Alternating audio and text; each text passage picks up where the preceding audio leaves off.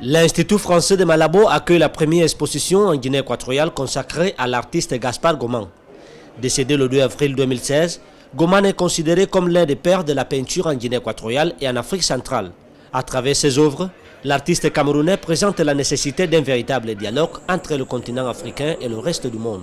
Goman, on peut le qualifier comme un coloriste, un artiste coloriste qui a une œuvre très puissante, une œuvre qui base son fonctionnement sur l'idée de dialogue avec la culture occidentale, parce que Goman, toute sa vie durant, a absolument tenu à récupérer par lui-même les racines africaines de l'art en étudiant méthodiquement, rigoureusement, les pièces de l'art traditionnel. Il a vraiment œuvré à la rencontre artistique des deux dimensions, l'art occidental et l'art africain. Après ses études académiques, Gaspard Goman a enseigné l'art pendant une dizaine d'années en Guinée équatoriale avant de s'installer au Cameroun.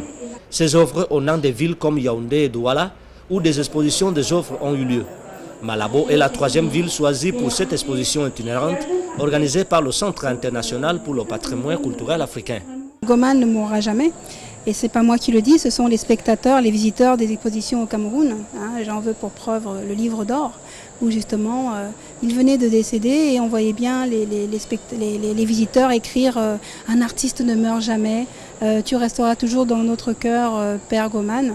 Et ça montre vraiment qu'ils ont compris, beaucoup de gens ne sont pas familiarisés avec l'art contemporain, mais ils ont compris qu'il avait laissé une œuvre. Et ça s'est perçu, le public le perçoit. C'est une exposition de 16 tableaux et dessins ainsi que des archives de l'artiste de l'ethnie Bassa du Cameroun. Né en Guinée équatoriale en 1928, Gaspard est considéré comme l'un des artistes dont les créations ont révolutionné le monde artistique en Afrique centrale, et ses œuvres seront exposées ici à l'Institut français de Malabo du 16 janvier au 4 mars 2017.